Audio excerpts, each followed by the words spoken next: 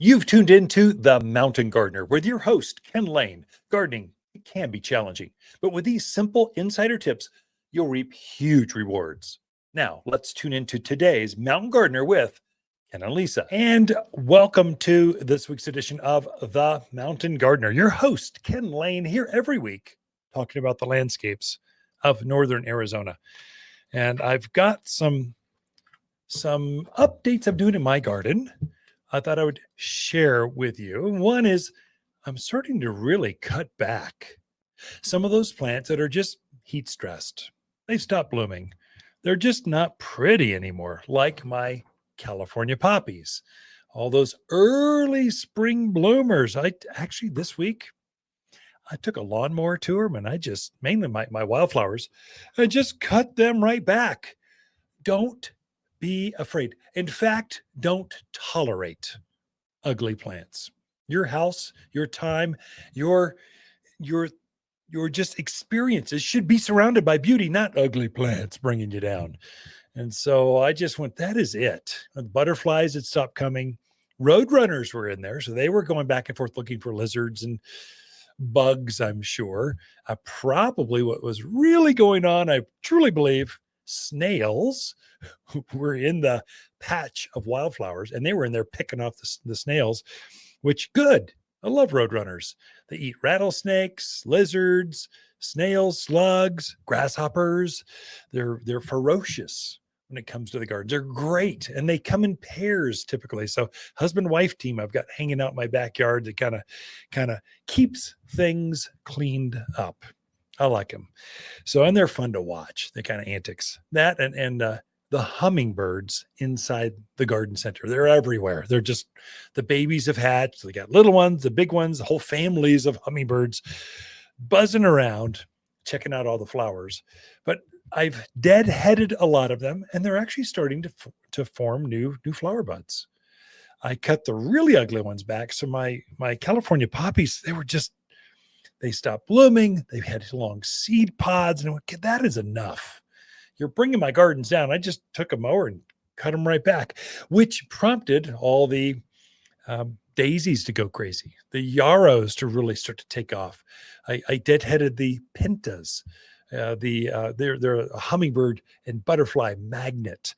The penstemon, they were beautiful green plants with all these dead spent flowers on top. I just chopped those, I just took a hedger and went boom, boom, boom, popped them right off. And the gardens look fresher, cleaner, better. Then I fertilized that whole patch with the 744 all-purpose plant food. And lo and behold, the grasses really took off after that because they weren't competing with all those flowers. All the flowers were shading all the fescues and the coral forester grasses.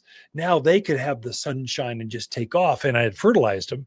If I could just get a little more rain, that'd be the magic. I think you're set up for a whole new fall season. So we're starting to shift in. School started. So you're starting to see school is always an indicator that fall is here. I know it's a month off, month and a half actually, but really the fall plants start to show up now. And it starts with echinacea, rudbeckias, coreopteris. There's a whole series of heat-loving plants that love the sunshine of this time of year, but will keep on blooming once they set those flowers. As it cools down, they will keep blooming even longer into the fall season. They're some of the best perennial flowers you'll find. And now's the time you shop those. You don't even find those variety. You don't find phlox in the spring. You don't find gaillardia.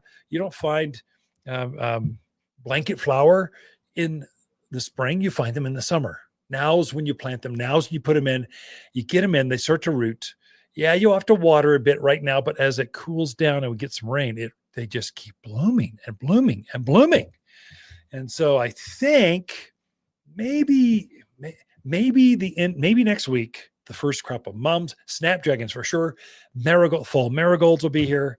You're starting to see that fall mix. And I think the week after that, we've got the fall vegetables showing up.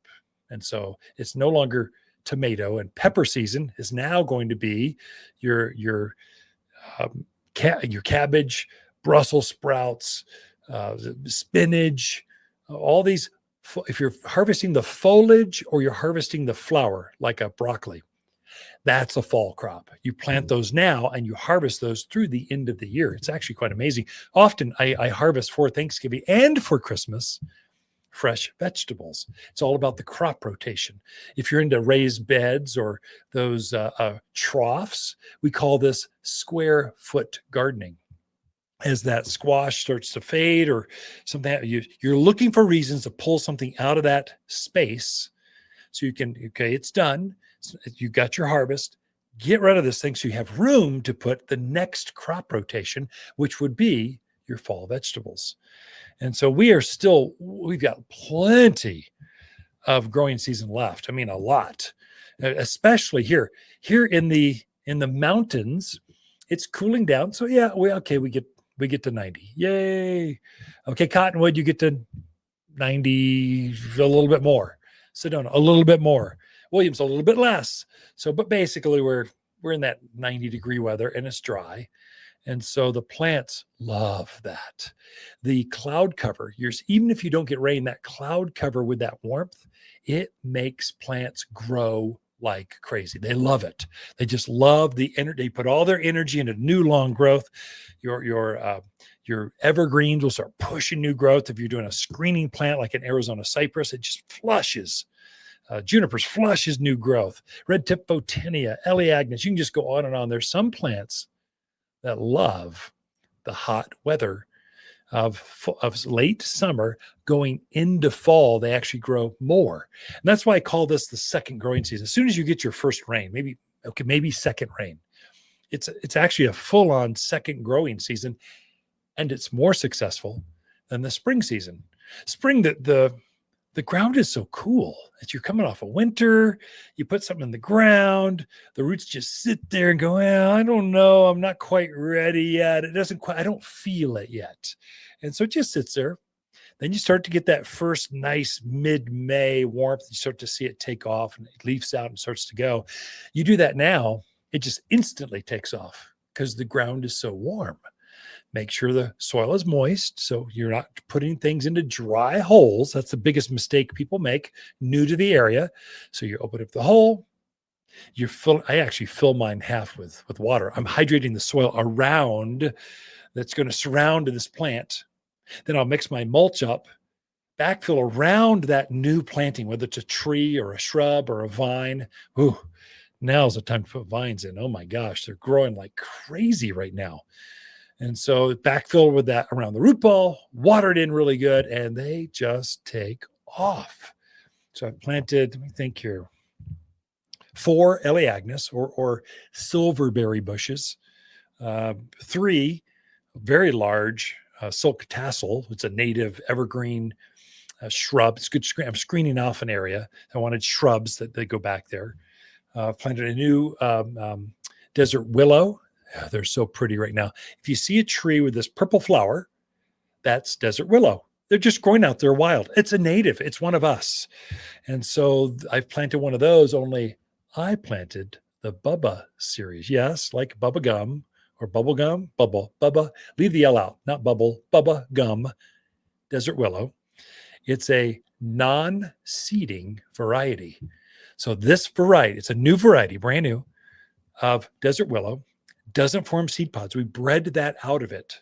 So it now focuses all of its energy on flowers. When that flower is done, it kind of goes, 4 more flowers. I should be flowering more.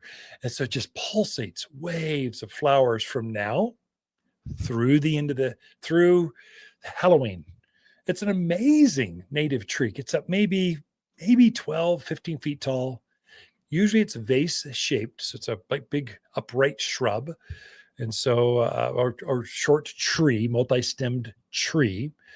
And it just starts leafing out and then it starts blooming. And it just does this with literally hundreds of flowers. It's worth taking a look. If you're new to the area and you're not sure of natives and how to use them, what they look like, now's your time to look at them because you can go, whoa, yeah, that's worthy. I like that. I'll take 2. Let's put them in the front yard on either side of that aisle. That'll be pretty coming down the driveway. Now's the time to look at those. Hi, Kennett Waters with our Monster Monsoon Sale, our only sale of the year. Truckloads of fresh autumn maple, aspen, and spruce have just arrived, and we need room, so summer plants must go. Perennials, trees, shrubs, even pottery must go, and it's worth your while with plant sales at 25, 45, even 65% off. It's Waters' only sale of the year at Waters Garden Center, 1815 Iron Springs Road in Prescott. Where people who love great plants at sale prices, they love to shop. For a more fruitful garden, increase success in the landscape that just feels better, then tune in daily to the Mountain Gardener podcast. Subscribe through your favorite podcast streamer or visit watersgardencenter.com. Better yet, visit me directly right here at Waters Garden Center. Thanks for tuning in.